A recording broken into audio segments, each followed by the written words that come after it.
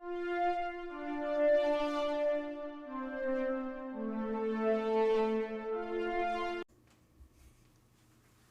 are happy to announce that this episode of the SWW show is partially brought to you by Humble Bundle.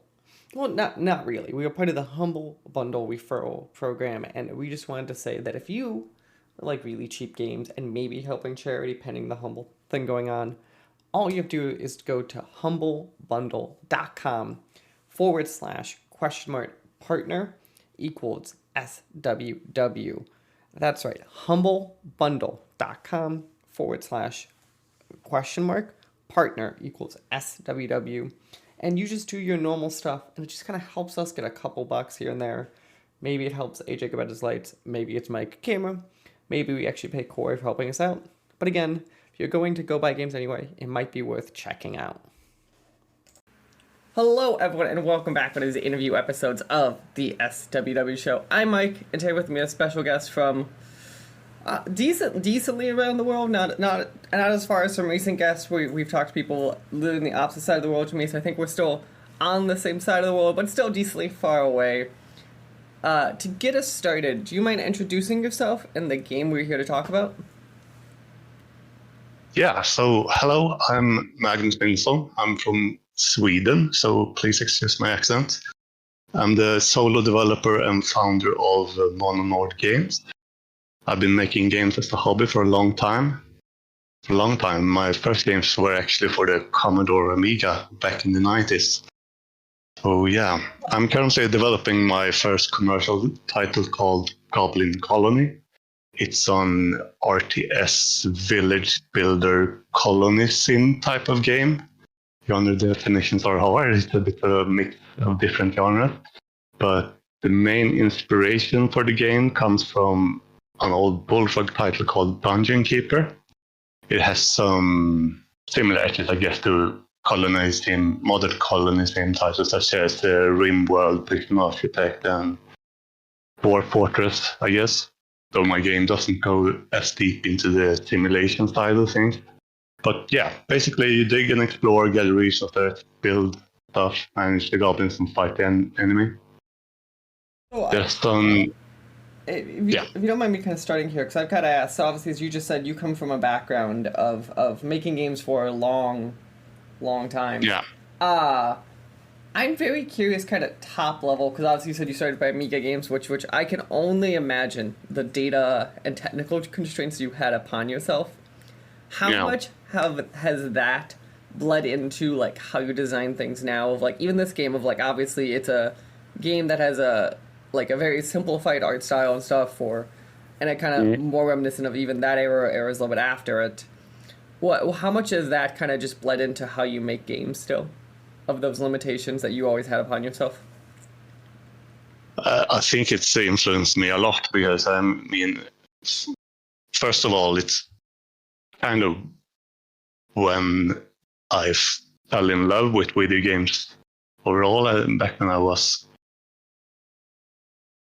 playing the Amiga and the Super Nintendo and games like that. So the art style is something that I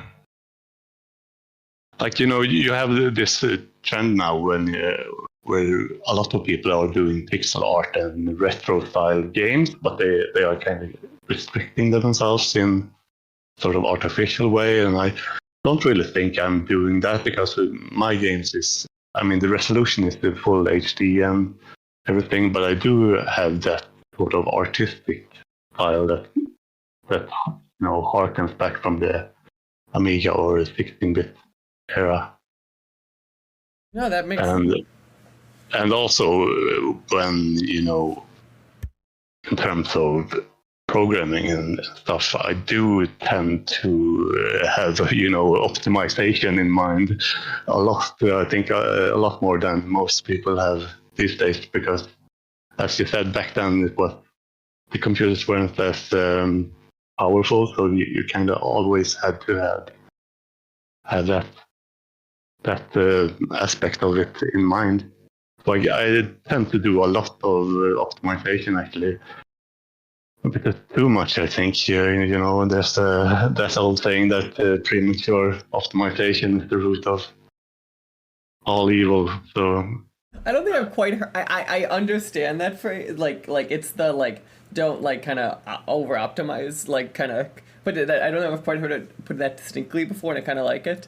Yeah, no, I bet you that is probably very true of like I've done a bunch of coding and like my day job is I'm a programmer and like I bet you were probably a more technical coder just because like I never was had to be raised in that environment of like over optimizing like stuff to optimize obviously, but like never to that level where you're probably thinking of stuff like on a per bit ratio or like yeah, but numbers that I'm like not. I don't think that low. Yeah, but I mean, I'm not a good programmer actually, so I don't want to come across as that. But it is something I think about, even with stuff like, well, for example, with the graphics, I'm doing baked-in shadows rather than having it be like a shader thing. So I prefer to have to actually.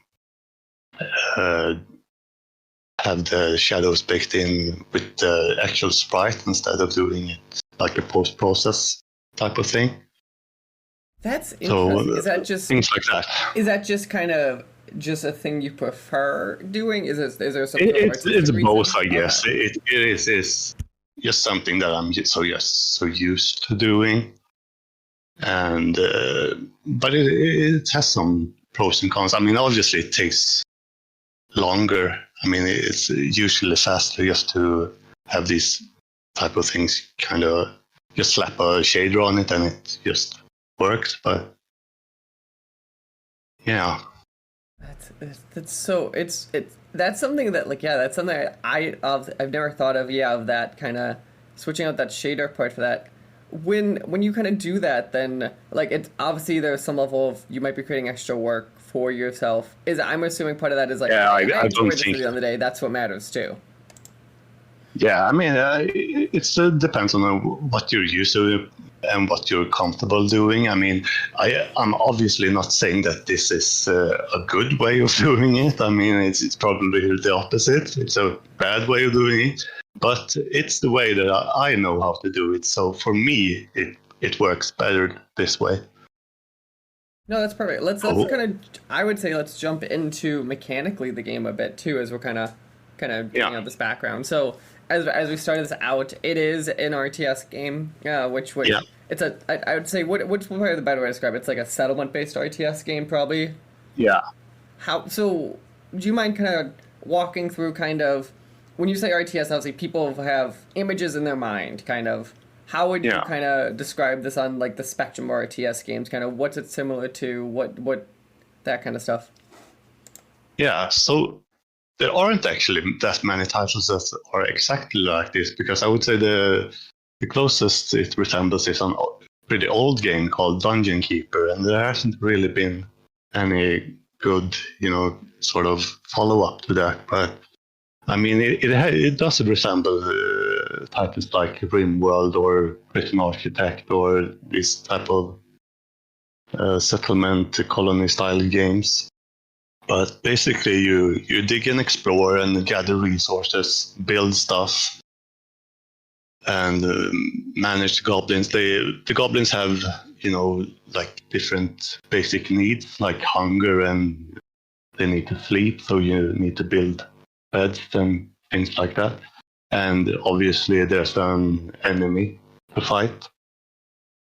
But there's an in my game there's an emphasis on the like it was in Dungeon Keeper. There's an emphasis in the digging aspect, like the excavation part. I think that's one of the most interesting things because it has such a high impact on all the other aspects of the game. It makes for example, it makes the building very dynamic. You have a lot of control on how you want your dungeon to look.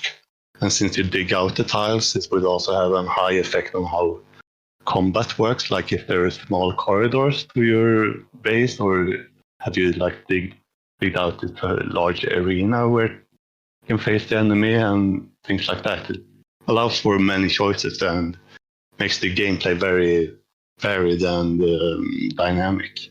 So I think that's the main thing that I wanted in this game. That's interesting. So it sounds like to me then your design has to be systemic in some ways, right? So like stuff just kind of happens in the same way that like obviously as you compare it to like Dungeon Keeper, which is kind of one of those notorious games where stuff just kind of happens. Yeah. How do you kind of when designing this kind of keep that in mind? Like make sure it's systemic, but like also making sure that you can test stuff and it's bug fixable and all that fun stuff. Yeah. I would say it's not as systemic as you would think, because it's also, and this is a very important part, it sets itself apart from most modern village builders today are, kind of open sandbox style games, whereas Goblin Colony is a campaign driven game.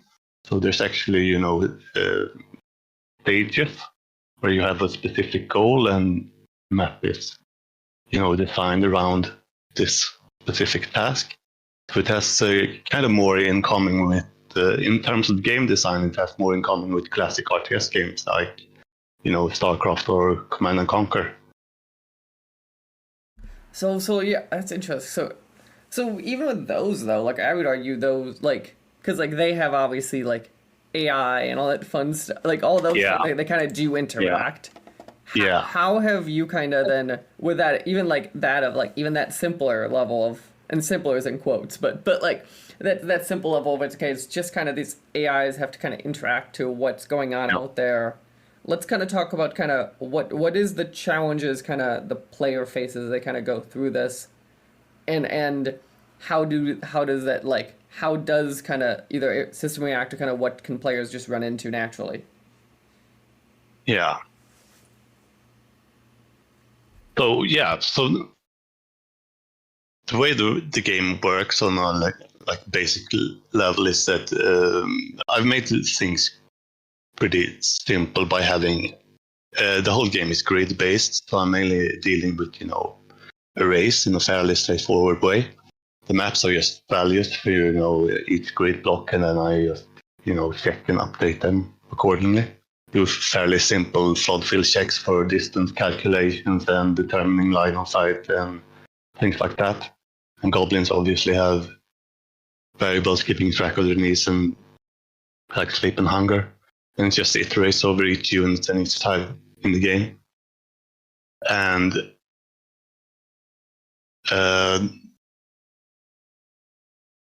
when the enemies, there's actually a set of different enemies in the games. You have, on one hand, you have this sort of like neutral type of creatures, like spiders or rats or bats and stuff like that that's in the dungeon that you can just like happen upon if you dig into a area and there can be like a spider's nest or something there. And those enemies have a fairly basic AI. They just kind of react if you are close to them. But then I also have like a main antagonist that kind of behaves like a player in a way, and that's the dwarves. So you have like dwarves who are themselves building a base and planning attacks on you, and yeah, so I try to emulate a player with different AI routines. No, that makes sense kind of. So let's kind of dig into what I would view kind of this idea like the AI that's interacting to this player. Is there how have you kind of when testing this experience or either internally with yourself or kind of with friends or kind of where you hand it off, how have you kind of made sure that the players are kind of staying engaged because like this AI is there and active, but like also kind of controlling that difficulty because obviously there's that old saying it's really easy to make way too hard of an AI because we have to do things like make them have delays or think and all that stuff that like computers don't actually have to do but like humans do. Yeah. I'm kind of curious if you ran into that and kind of how you've controlled for those kind of. I think just problems whenever anyone writes an AI, just that kind of happens. I think at that first attempt. Yeah. Well, I've tried to, like limit the AI as much as possible. It's not as because I'm not you. It's not really like I don't. My goal isn't really to make it seem like you're playing against a human player. It's more since my levels are leveled with each having a specific code in that, I can be pretty, rigid with how I want the enemy to act in this specific level. So I tend to do more of those kind of AI routines where they have a specific routine for this specific level. Like maybe, at the 5-minute point, they will attack, and fairly simple stuff like that, actually. No, that makes sense. Kind of, it's so you kind of the way I view games like that. Then maybe correct me if I'm wrong.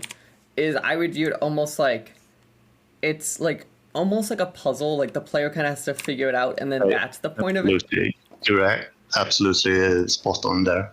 That's actually been the philosophy that I've designed levels around. It's like, well, there's the enemies to the north, but I have to have gold in order to, or I have to have combat units in order to fight them. So I have to go to the east first and get this gold here. But there's, like a river blocking my path, so I need to build a library first and research the bridge so I can get. Yeah, so it mainly just, the old lock and key mechanism of designing things. No, and that So it's that very much way, like a puzzle. like there is something to be said about that way too. Of like, especially like the thing with puzzle design, I feel with players is obviously they're focusing on like the player wants the like satisfaction of solving the thing, and the problem with us having everything systemic now or everything Yeah, like all dynamic is like you can't like control that player ramp up quite the same of like exactly. they might not get a satisfying ending because they might accidentally fall into this puzzle Yeah, versus like you could be like no you have to solve it at least one of a few ways and maybe they could break the system but like that's the fun of it is like oh here's they have constraints on them too. yeah. No, I totally agree, and that's one of the things that I felt missing in because I love these games, Rimworld and Dwarf Fortress and everything, but I kind of miss that, deliberate like design aspect of the game, that were much more common back in the days. Like especially for Dungeon Keeper is obviously the main inspiration, but all those old Bullfrog titles like Theme Park and all of those games were also designed around stages where you had like a goal in each stage. And I think that there's not many. There's a lot of colony style games out there, but most of them are just open sandbox style games. So I really wanted to make a game that were more campaign driven, like the good old days. I'm curious, do you have an opinion why that's kind of shifted? Do you think it's like either resource wise or like why have we changed to everyone having it be all the systemic kind of way versus as we talked about Yeah. more puzzly? Well, I think there's many reasons to it, but I mean, on one hand, defining is hard, and that's just one thing added to the design levels. But I mean, you always have to design all these systems. But then, if you also have to design levels, that's obviously another thing you have to do. So it might be easier to just have the sandbox approach. But also, I think, games like Minecraft and obviously show the world that people also like doing, sandbox style things, having this kind of Lego set and just It's set free. I'd be very curious, kind of the like that design world pre and post Minecraft. That had to be kind of that magic tipping point. I feel like of everything Yeah. because Yeah, I agree. worlds existed we could make before then, but like now, let's be honest. It's kind of like every big pop up game on Steam's survival, like all that stuff. Like that is the world Yeah. of Minecraft and just Yep. bleeding into different genres in the same way that RPGs are everywhere. Yep. Yeah, I agree. Oh, we live in a strange time. But yeah, Goblin Colony. As we were talking, it comes out. Currently, it's listed for Steam on at some point next year. Is that still currently the case? Yeah, yeah. I'm in the middle of updating the Steam page. So I think the trailer actually says it's going to be released this year, but that won't happen. But I will get it out next year. Come whatever. Yeah, I'll. Perfect. I know we were still kind of working on it, kind of as a Yep. broad level. What can players kind of expect from this launch version of the game? Kind of, do you have an idea of like how many hours of content or how many levels kind of players are you're kind of idealing for players? Yeah, I'm kind of aiming for it to be. Well, nothing is set in stone, but I'm expecting the campaign to be pretty meaty. At least have like well over 10 maps at least, maybe around 15 maps, and estimated time per level. I would say it's around maybe half an hour to 60 minutes, depending on the map and play style. Honestly, so you're talking about like a pretty meaty like 10 Yeah, 15 yeah. hours like Yeah, putting through this definitely. campaign. Definitely. It should be. That's one thing that I'm really like hyped about. I really want it to feel like one of these old titles, and so yeah, it should be a fairly meaty experience. No, that's I'm also oh, go on. no, and in terms of the release version, I'm actually that's also one of the things. I'm not doing early access or anything. That's also a conscious decision that I'm trying to be sort of unconventional. They say it might not be the best business decision, but I'm also a gamer myself, and I'm kind of burned out on all of these buggy early access titles. So when I myself am gonna release a game, I sort of feel it's like I need to put up or shut up. So I want my game to be really good at release, and that's the main reason why I've delayed it to next year, because I really want it to be bug free and have all the features at start, and have Plan if there is any demand. Are you open to kind of evolving into either a live service or DLC based or any of that stuff, kind of, or is your plan to kind of, broadly speaking, release this as a complete package and just kind of wait for the feedback and then determine what's going on? I'm planning to release it as a complete package, but I mean, if the demand is there, if people enjoy it, then I'm like open to releasing updates and whatever. It depends, but it should be a complete package when it's released. No, That's one of the. that sounds great, and that also sounds like the kind of a good way to handle it too, of like not being against kind of stuff changes, but like, hey, here's my plan, kind of going into where there is kind of that opposite problem of like if you came in and it's like we're just gonna release the community and see what they want. That list of feedback is gonna be comically big. I feel like just because it's gonna be such a broad level of feedback you could be getting. Yeah, exactly. So that sounds great. Yeah, the game is Goblin Colony.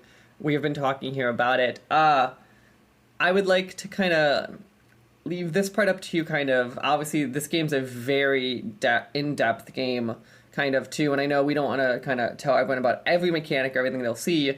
Is there any specific mechanic or specific thing kind of in the game that you feel that kind of stands it above or apart from other strategy games, or something or is something about this game that you feel is kind of that feature? Well, I think I mean, it's generally speaking, it's sort of a niche genre, but I think this has more. I actually think this has more mass appeal than most titles in the genre, because things like Dwarf Fortress and games like that are very very heavy on the simulation side and deep, yeah. So they can be very hard to get into, whereas my game is much more on the light side. So I mean, it's actually good because I have my girlfriend do a lot of playtesting, and she's not really into these type of games at all. So I mean, if she can get into it, then I know I have a good level there. So I believe if you like these type of games, but you kind of feel that while Dwarf Fortress is kind of above my level, I think you might enjoy this game. Perfect. No, that makes sense. Again, the game is Goblin Colony. You can currently wishlist it on Steam. I suggest you go do that. It helps a ton on the back end, and it also notifies you when the game goes both for sale and then if it ever goes in the future on sale. So it's a good thing to do, generally speaking.